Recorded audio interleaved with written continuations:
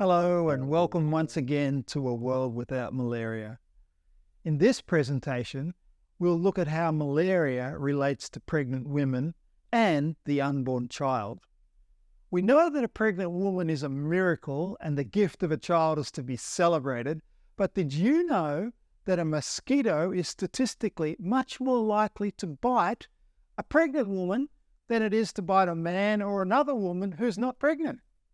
And once infected, a pregnant woman is 3 times more likely to develop medical complications than a non-pregnant woman. If malaria is present in a region, then pregnant women are at higher risk of serious infection. It's important that we understand this subject and do more to protect pregnant women from malaria. So, with that in mind, open your manual to Chapter 11 and let's begin. Enjoy. Hello, my name is Ellen, and it is good to be with you again. Malaria is a serious problem in pregnancy, and severe malaria complications not only affect the pregnant woman, but also the unborn child. Many thousands of mothers and babies die as a result of malaria. Remembering that malaria is both preventable and treatable makes this statistic even more tragic. The two main reasons why pregnant women are more likely to get malaria and serious complications are: firstly, pregnant women have a reduced immune response to disease in general. There are more details in the handbook explaining reduced immunity, so be sure to read that. And secondly, the placenta, or afterbirth as it is commonly called, which provides nutrition to the unborn baby, is a place where the malarial parasite likes to gather, hide, and multiply. If you look at the picture showing a side view of a pregnant woman, you can see the placenta. If you are unsure which is the placenta, first look at the baby. Then find the umbilical cord coming out of its belly, and now you can see the placenta at the other end of the umbilical cord. One of the most serious complications in pregnant women is anemia, and this is likely to be more severe than in non-pregnant women. This is because a pregnant woman has increased malaria parasite density in the placenta, so more red cells are damaged and destroyed. Also, a pregnant woman's blood volume increases to cope with her pregnancy, which means that her blood is potentially more diluted. If you look at the picture on your screen, you will see two samples. On the left, you can see a healthy blood sample with plenty of red cells. On the right shows a sample from a person with fewer red cells than normal, which means they have anemia. I would like you to pause this video and take a few minutes to review Chapter 5 in your manual on anemia.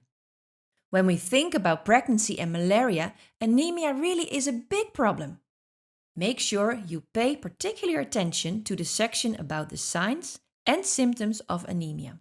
When you have done that, come back and continue this video.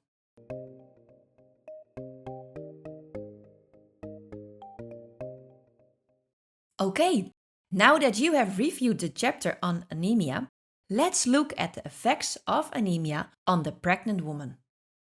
Firstly, because of the anemia, she may be too weak and too tired to push the baby out and will have a long and difficult labor. Anemia can also result in severe loss of blood during delivery. If the mother is anemic, her breast milk will be poor quality and the baby will struggle to thrive.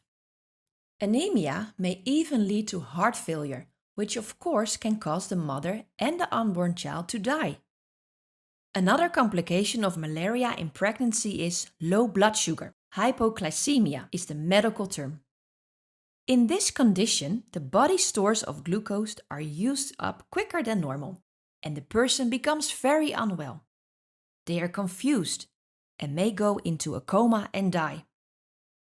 In a pregnant woman with malaria, this is more likely to happen. If you want to know more about why this happens, pause the video and read the relevant section in the handbook. If you notice these symptoms, be sure to give the patient some glucose or foods with glucose and watch for a rapid improvement. Another complication of malaria that can be a problem is fluid in the lungs, which causes breathing problems. You will see in this slide a picture of the lungs and the tubes we breathe through. At the end of these tubes are clusters of cells. They look a bit like grapes. And it's these cells which fill with fluid, so air cannot get in and out of our body and breathing becomes difficult. Lack of blood platelets is another complication. It causes more likelihood of bruising and bleeding. And two more very serious complications are cerebral malaria and kidney failure, which both can easily result in death. Again, if you would like a bit more information on this, pause the video and look in the handbook. Remember, all these conditions need medical attention as soon as possible. We have looked at the effects of malaria on pregnant women. Now let's look at the effects of malaria on the unborn baby.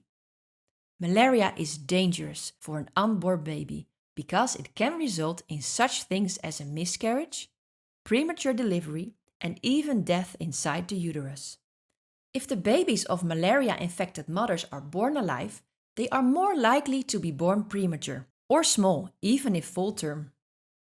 A premature baby is one that the mother gives birth to before 37 weeks pregnancy. The baby will not be fully developed. This may lead to problems breathing and feeding. These babies often need to be cared for in a hospital, in an incubator. This is a special cot which enables the baby to be kept warm and receive oxygen if needed. A baby that is born small because they have not had enough nutrition via the placenta will look thin. The skin on its arms and legs will look wrinkly and its eyes may look large. The baby will be very hungry.